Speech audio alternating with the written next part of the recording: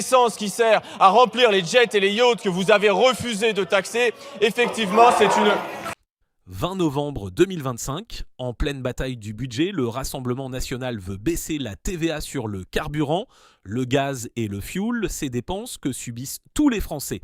Jean-Philippe Tanguy monte au front. En face, la gauche et la Macronie l'attendent de pied ferme. Merci Madame la Présidente. Il s'agit de baisser la TVA sur le carburant et le fioul. Les Françaises et les Français, et les classes moyennes en particulier, Madame la Ministre, n'en peuvent plus dès qu'elles vont faire le plein de voir leur salaire couler dans leur réservoir en même temps que les taxes qui rentrent dans les caisses de l'État. Voilà.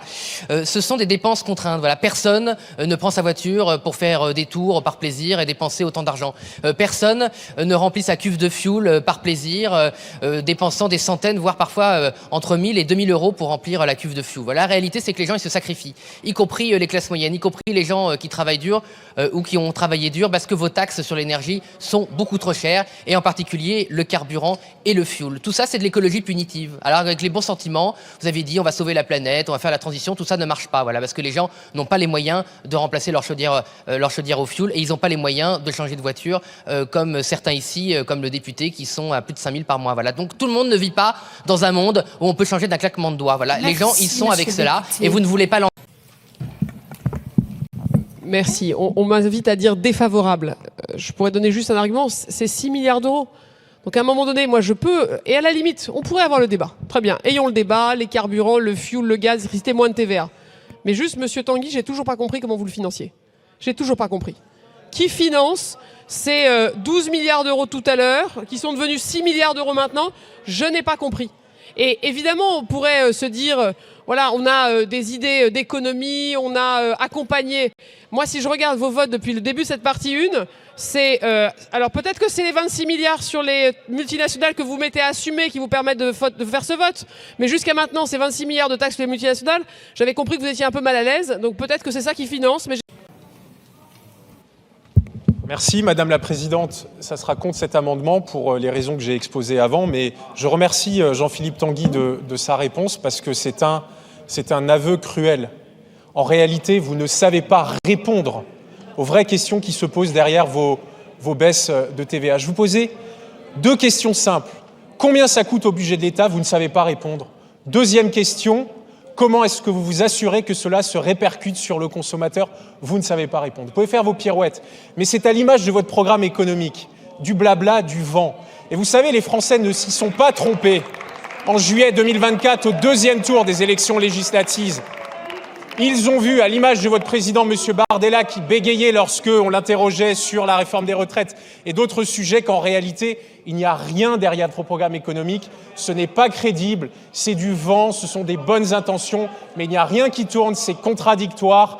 Et prenez garde, parce que contrairement à ce que vous pensez, il y a beaucoup de nos concitoyens qui... Merci Madame la Présidente. Monsieur Zizenstoul, vous allez devoir faire un très grand effort, vous connecter sur le site du Rassemblement National, il y a le contre-budget, il est chiffré, la baisse de TVA est chiffrée, et Madame la Ministre pourra par là faire le même effort et aller voir les économies que l'on propose. Voilà, il y a 60 milliards d'économies qu'on propose. Et d'ailleurs, vous savez, en commission finance, on a fait les dépenses, voilà, on a réussi à les faire. Eh bien, il n'y a pas un seul amendement de baisse des dépenses du Rassemblement National que vous avez soutenu, voilà, que la majorité a voté. Pas un, voilà, donc vous refusez toutes les baisses de dépenses que l'on fait. Par contre, vous avez accepté de très nombreuses hausses de dépenses, puisque sur, je crois, près de 400 amendements adoptés, il y a eu 8 amendements pour baisser les dépenses. Voilà, donc ça, c'est votre majorité. Elle n'est même pas capable d'adopter plus de 8 amendements sur 400 de dépenses. Donc, pas de leçon à recevoir. Et Monsieur Zizenstoul, si vous suiviez un peu, par exemple, les prix du carburant, tous les jours, ils sont relevés, toutes les semaines, pardon, ils sont relevés par le ministère, ils sont en direct. Même quand il y a 1 centime de baisse, tout le département le sait. Hein. Donc si vous preniez votre voiture, si vous faisiez votre plein, quand il y a 1 centime de baisse, tout le quartier le sait, tout le monde y va. Hein. Merci Madame la Présidente. Non, effectivement, nous n'intervenons pas sur l'ensemble de nos amendements, Monsieur Tanguy, parce que contrairement à certains peut-être, nous voulons aller au vote sur ce budget qui reste l'enjeu majeur du débat dans lequel nous sommes.